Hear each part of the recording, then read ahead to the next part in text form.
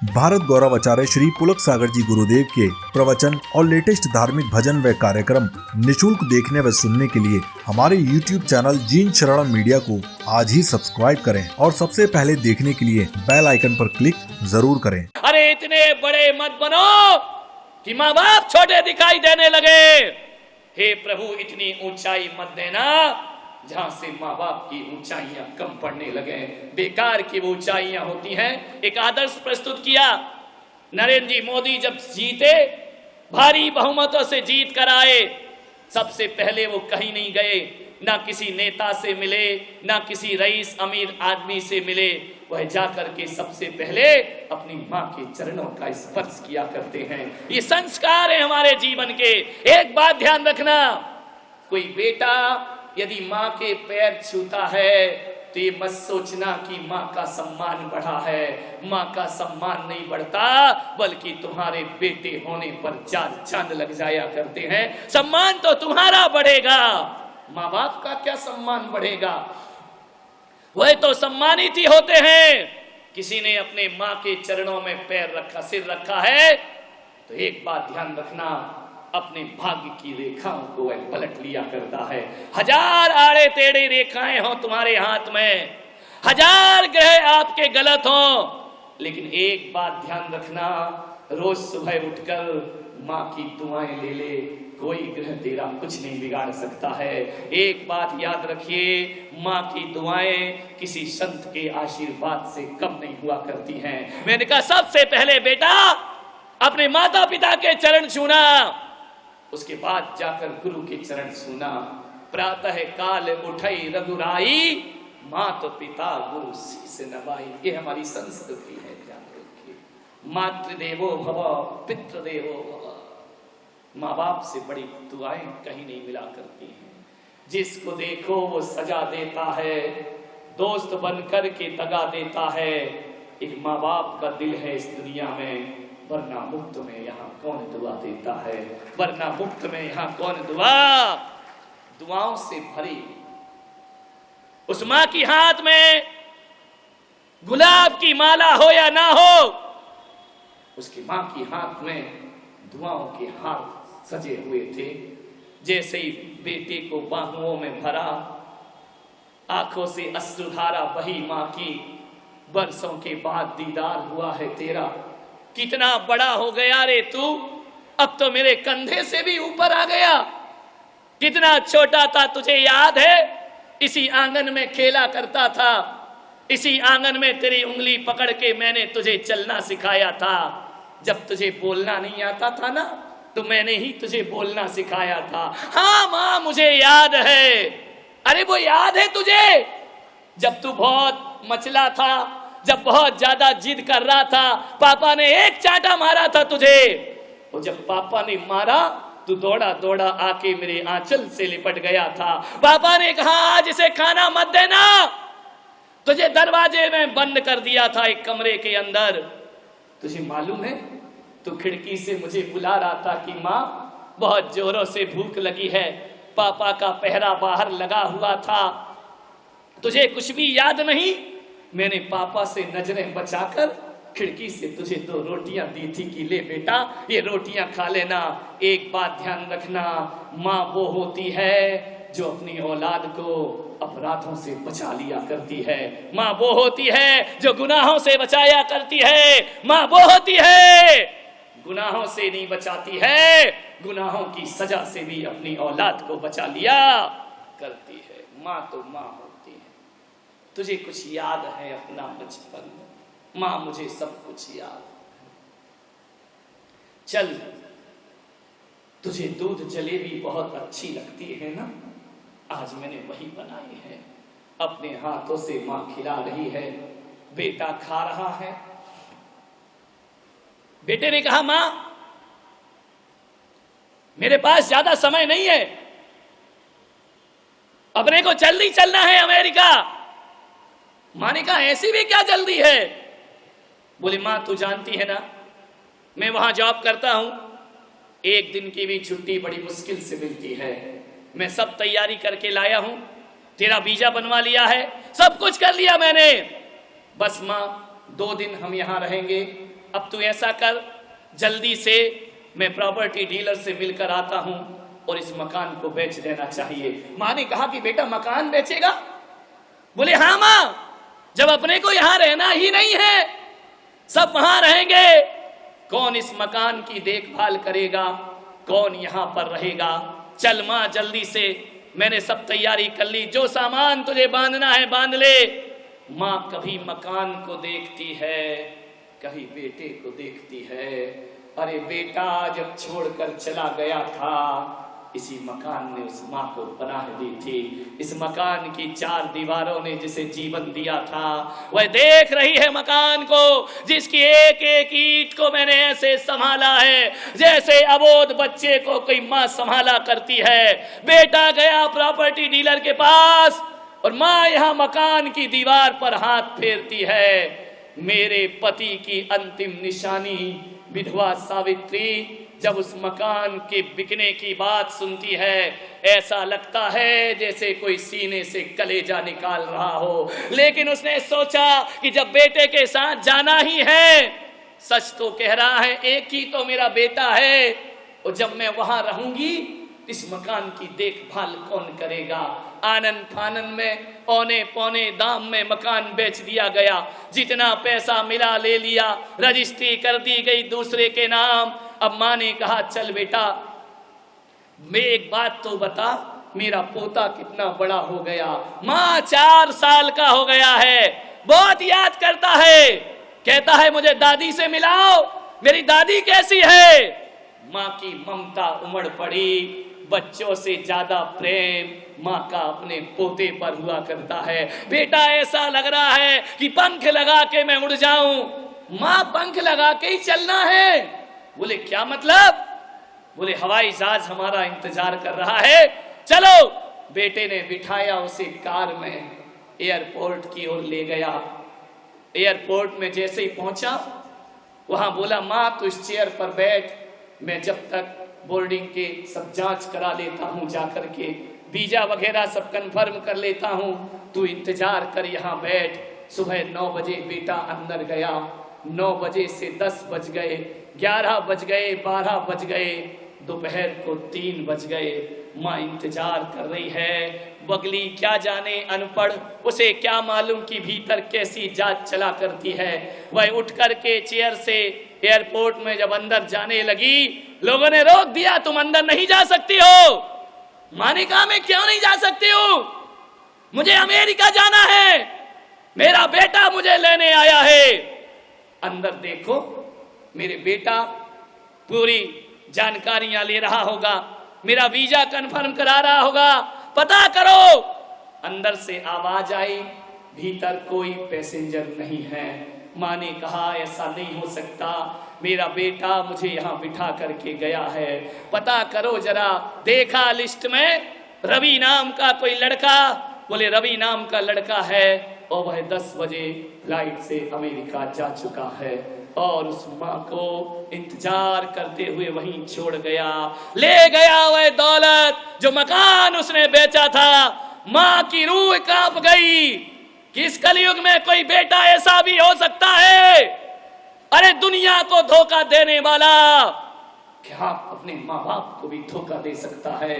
कहते हैं मकान बेच करके पूरा पैसा ले गया, जो जेवर उस बूढ़ी विधवा माँ ने एकत्रित किया था उसे भी लेकर के हवाई जहाज में उड़ गई वो औलाद। माँ की आंखों से गर्म गर्म आंसू गिरे, गालों को छूते हुए शब्द मौन हो गए, ठिठकी सी रह गई वह माँ। ऐसा भी कोई लुटेरा इस धरती पर होता है? अरे जिसके लिए सब कुछ दे दिया, वही औलाद बुढ़ापे में उसे छोड़ करके अब जाने के लिए पैसा भी नहीं है घर वापिस। पैदल पैदल पहुंचती है घर में, और जैसे ही घर में पहुंची रात घिर आई।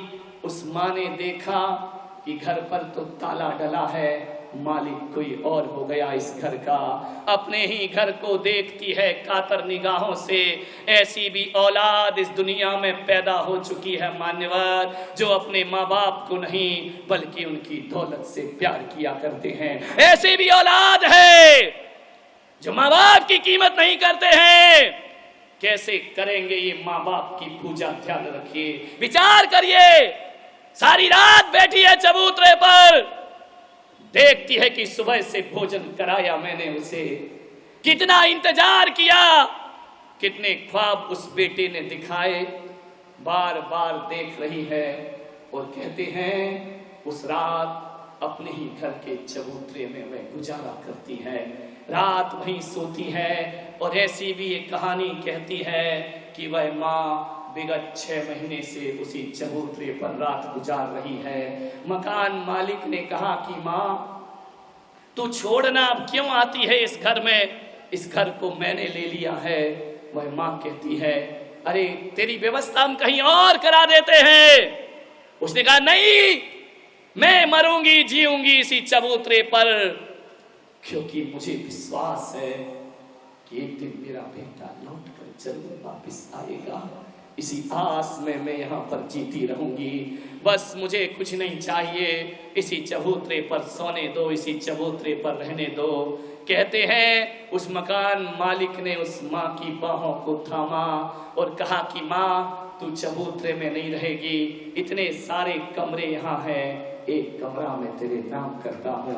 विचार करिए, कभी कभी अपनों में वो नहीं मिलता जो परायों में प्राप्त हुआ करता है। अपनी ही औलाद वो सुख नहीं दे पाती। जैसे ही उस मकान मालिक ने उसे पकड़ा, उसकी बाहों को अपने हाथों में लिया, उसे ऐसा लगा, इतनी जोर से उस बूढ़ी माँ ने उसके हाथ पकड़े कि जिसे चलना सिखाया वो छोड़ के चला गया। ऐसा पहली बार लगा कि परायों के भीतर भी कोई ना कोई दिल तो हुआ करता है, धड़कता हुआ। उसने कहा कि माँ एक कमरा ही नहीं, पूरा घर तेरा है। तेरा बेटा धोखा दे गया तो दे गया, अभी इस हिंदुस्तान से श्रवण कुमार मरे नहीं हैं, वो आज भी जीवित हुआ करते हैं। किस कृष्ण की पूजा करते हो, किस राम की पूजा करते हो, किस महावीर की आराधना करते हो? अरे कृष्ण को पूजने वालों, एक बात ध्यान रखना, कृष्ण तो ऐसी महान आत्मा नारायण इस धरती पर हुए जिन्होंने एक माँ को नहीं बल्कि 2 माँ को पूरे जीवन का संन्यास सम्मान सौंप दिया करते हैं। जगत में सिरमौर बना दिया। उन्होंने दुनिया से कहा कि जन्म देने वाली ही माँ माँ नहीं होती है, कोई पालने वाली यशोदा भी जगत जननी कहलाया करती है। ध्यान रखें, क्या करते हैं हम अपने घरों में? मान्यवर, कैसा हमारा घरों के वातावरण बन रहे हैं। मुझे बहुत पीड़ा होती है जब कोई बूढ़े माँ बाप मेरे सामने आंसू बहाते आते हैं।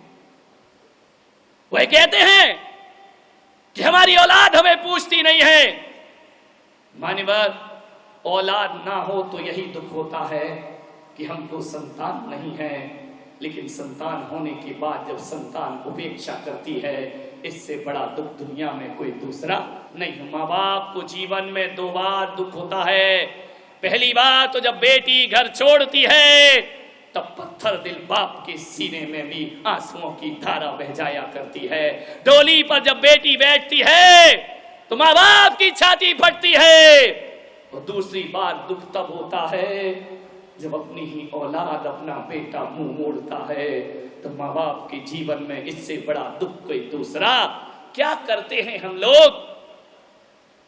जब हम छोटे थे, हमसे खाते पीते नहीं बनता था तो माँ बाप हमारा संरक्षण करते थे। सोचिए, आज के युवाओं से कह रहा हूं कि जब वो बूढ़े हो जाएं और उनसे खाते पीते ना बने, तो क्या आपका फर्ज नहीं कि अपने माँ बाप का संरक्षण करो, अपने माँ बाप के ऋणों को अदा कर सको। एक बात ध्यान रखना, माँ बाप के ऋणों से मुक्ति पाना इतना आसान नहीं है। एक सज्जन को मैं जानता हूं, वो लाखों करोड़ों दान करते हैं, मेरे भक्त हैं, लाखों रुपए एक बार में दे दिया करते हैं। यदि उनसे कह दिया जाए कि फलानी जगह ये धर्म कार्य हो रहा है, आपको पैसा देना है, तो 2 मिनट नहीं लगाता है। लेकिन उस आदमी की आदत है, लाखों रुपए दान करके भी अपना नाम नहीं लिखाता है। वह जब भी दान करता है कहता है मेरे माँ बाप के नाम से दान किया जाए, मेरे पिता के नाम से दान करो, मेरी माँ के नाम से दान करो। मैंने पूछा कि तुम उसके सामने अपना नाम क्यों नहीं लिखाते हो? बोले नहीं महाराज, मैं अपना नाम क्यों लिखाऊं? मैंने कहा क्यों? बोले मेरा नाम मेरा कहाँ है? अरे जिसने मुझे नाम दिया मैं उसका नाम लेकर अपने नाम को सार्थक किया करता हूँ। ये नाम जो दिया है माँ बाप ने तुम्हें दिया है। ध्यान रखिए, जब भी दान करो, लाखों रुपए करोड़ों रुपए दान करो, लेकिन यदि वो दान तुमने अपने नाम से किया है, पुण्य आधा हो जाता है, और उसमें माँ बाप का नाम जुड़ जाए तो पुण्य बढ़ जाया करता है, दुगना और चौगुना हो जाया। बिना माँ बाप के कुछ मत करना। मैं अभी डबरा में था, लक्ष्मी नारायण मंदिर में मेरा प्रवचन हुआ। नरोत्तम जी शर्मा जो वहां पर मंत्री हैं, वह मुझे लेकर के गए कि मेरे लक्ष्मी नारायण मंदिर में आपका उपदेश होना चाहिए। मैं गया और जाकर के मैंने जैसे उस मंदिर को देखा, मैंने उसके पीठ पर हाथ रखा। मालूम है कैसा है वह मंदिर? होगा बहुत खूबसूरत। लोग कहते हैं इतना सुंदर मंदिर है, कितनी अच्छी नक्काशी है, कितना बढ़िया व्यवस्था है। मैंने वो सब नहीं देखा।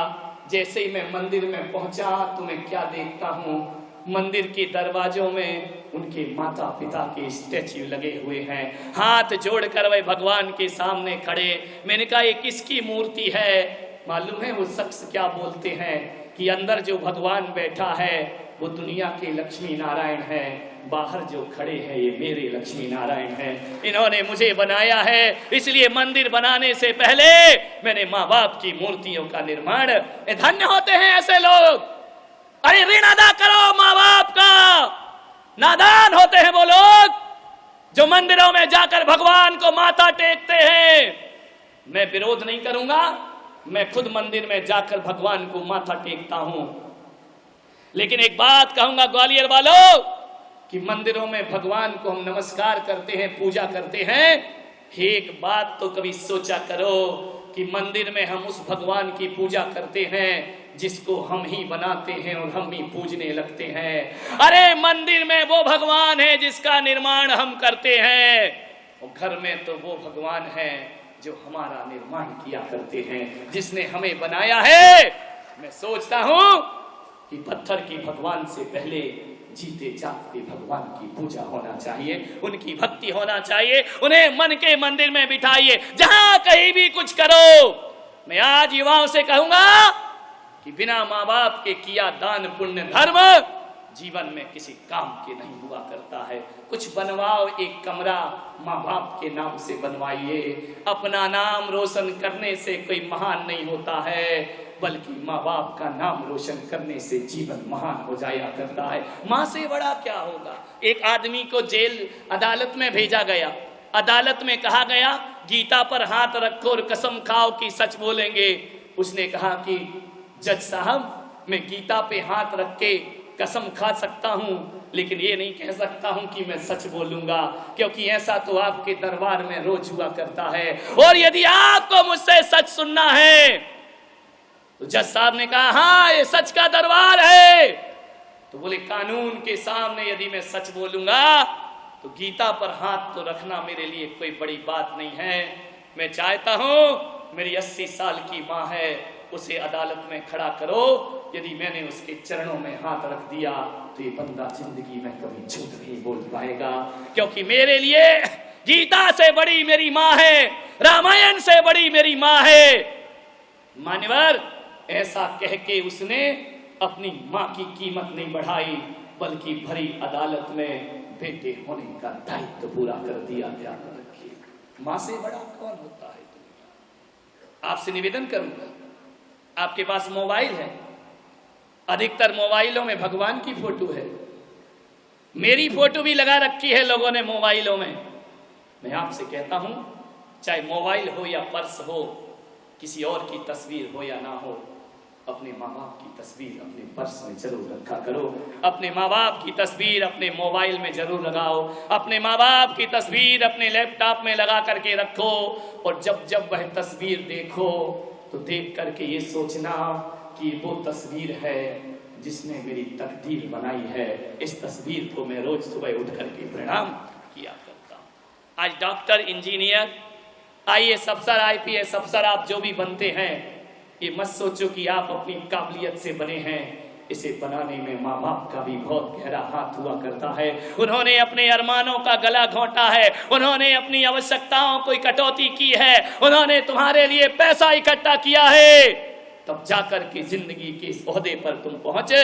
आज जो भी तुम हो, एक बात ध्यान रखना, मैं आज संत बनकर यहां प्रवचन कर रहा हूं, तो एक बात ध्यान रखिए, इसमें केवल मेरा हाथ नहीं है, इसमें हमारी माँ का भी बहुत बड़ा हाथ हुआ करता है। यदि परिवार सहयोग नहीं करता तो कौन माँ है जो अपनी औलाद को अपने से दूर कर सकती है। एक बात ध्यान रखना, कन्यादान तो हर माँ करती है, लेकिन बिरली होती है माँ जो बेटे का दान समाज के लिए कर दिया करती है। विचार करिए, मैंने घर छोड़ा, संन्यास लिया, मेरी माँ ने कहा कि मैं भी तुम्हारे साथ रहूंगी। मैं ना नहीं कर पाया। दुनिया की नजरों में कुछ भी हो, लेकिन मैं एक चीज कह सकता हूं कि मैंने घर छोड़ा है भगवान के लिए, और उसने घर छोड़ा है औलाद के लिए। ध्यान रखिए, मैं सोचता हूं कि मेरे से भी बड़ा त्याग उसका हुआ करता है।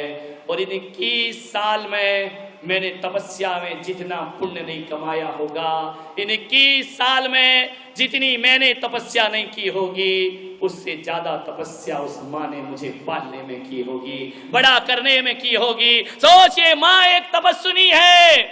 तुम अपने जीवन में तप करो या ना करो, लेकिन एक माँ अपनी औलाद को पालने में बहुत तपस्या किया करती है, सब कुछ झोंक दिया करती है। मालूम है ये माँ बहनें कैसी होती हैं?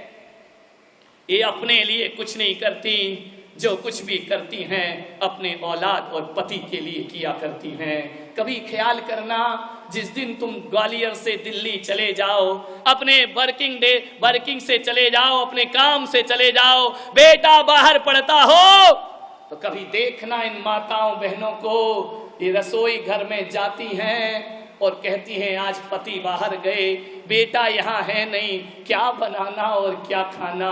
अरे अचार रोटी खाती है और पूरा दिन गुजार दिया करती है, चटनी रोटी खा करके दिन गुजार देती है, चाय पी करके दिन गुजार देती है। ये तो खाना भी अपने लिए नहीं बनाती, ये औलाद और पति के लिए अपनी जिंदगी जिया करती। सोचना है आपको, विचार करना है, अपने लिए कब जी है ये नारी। अबला तेरी यही कहानी, आंचल में है दूध और आंखों में पानी, अबला तेरी यही कहानी। विचार करिए, इन माताओं बहनों का जीवन देखने का प्रयास करो।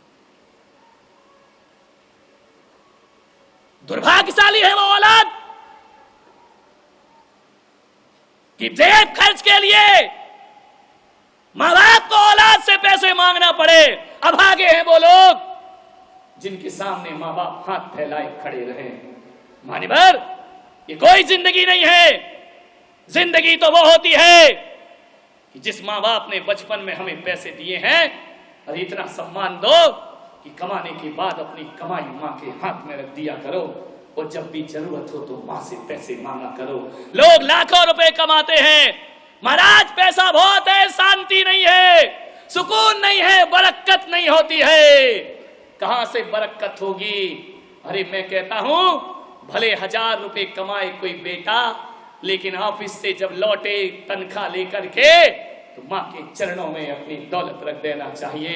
और जो दौलत माँ के चरणों में रख दी, मैं कहता हूं कि करोड़ों रुपए में जो बरकत नहीं होती, वो 1000 रुपए में बरकत होना प्रारंभ हो जाया करती है। आप माँ को खर्च देते हो, शर्म आना चाहिए आपको। कैसी औलाद है आप कि माँ बाप कहते हैं बेटा मुझे पैसा दे दे, धिक्कार तुम्हारा जीवन। अरे तुम मांगो तो तुम्हारी गरिमा है, तुम्हारा सम्मान होगा कि माँ मुझे कुछ पैसा दे दे। और एक बात याद रखना, पत्नी को पैसा दोगे तो साड़ी लेकर आएगी, पत्नी को पैसा दोगे तो साड़ी लेकर आएगी, बहन को पैसा दोगे तो सूट खरीद कर लाएगी, भाई को पैसा दोगे तो एक महंगा सा मोबाइल लेकर आएगा, लेकिन माँ को पैसा दोगे तो माँ कभी पैसे खर्च नहीं किया करती है, वह संभाल के रखती है। और कभी ख्याल करना, वो अपने हिस्से का पैसा भी तुम्हारी औलाद के हाथ में दे दिया करती है। उसका पोता जब कहता है दादी मुझे पैसा चाहिए, तो माँ सबसे पहले दादी उसे पैसा निकाल करके, जो भी पैसा दोगे माँ तुम्हारे लिए ही खर्च करेगी, ध्यान रखना। इसलिए कहता हूं कि कमाई में बरकत तभी होती है जब दौलत माँ के हाथ में होती है। ध्यान रखिए, माँ के हाथ में दौलत दे दीजिए अपनी जिंदगी। माँ से हिस्सा मांगते हो, शर्माना चाहिए आपको। किस हिस्से की बात करते हो? मुझे समझ नहीं आता है कि भारत के लोगों ने पत्नी को अर्धांगिनी कैसे कह दिया। बहुत सोचता हूं ये अर्धांगिनी कैसे हो गई भाई। आज घर जाके देखना, ड्रेसिंग टेबल के सामने खड़े हो जाना और पैर के अंगूठे से लेकर सिर तक देखना कि तुम्हारे अंगों में ऐसा कौन सा अंग है जो पत्नी ने तुम्हें दिया है। आज विचार करना घर में जाकर के, कौन सा अंग है शरीर का जिसका निर्माण पत्नी ने किया हो।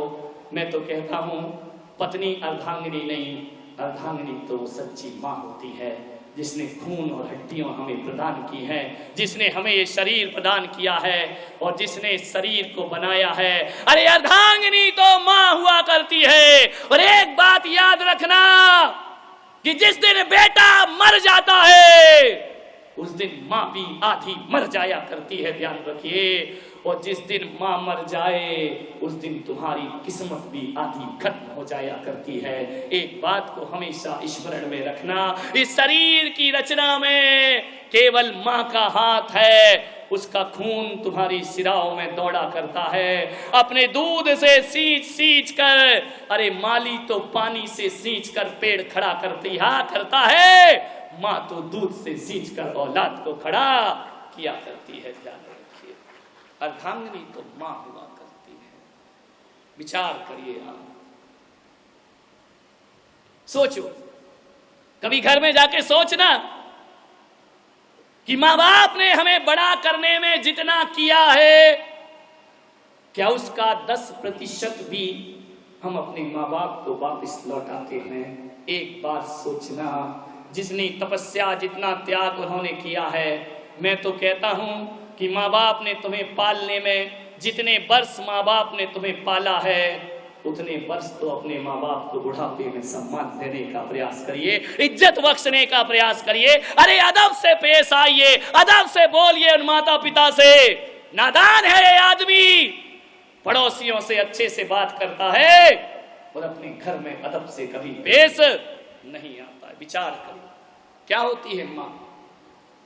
मैं बचपन में था, स्कूल से लौट कर आया, पानी में भीग गया। और मेरी आदत है कि यदि मैं बरसात में भीग जाऊं तो बीमार हो जाता हूं। उस दिन भीग गया, कल से गड़बड़ चल रहा है मेरा पूरा सिस्टम।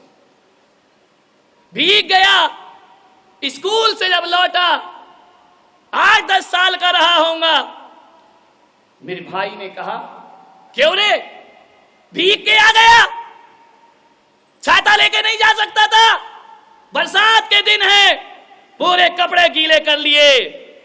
बहन ने कहा थोड़ी देर रुक जाता स्कूल में, ऐसा क्या जल्दी था घर में आने के लिए, अरे थोड़ा लेट आ जाता, ऐसा घर में कौन सा पहाड़ तोड़ रहा है तू।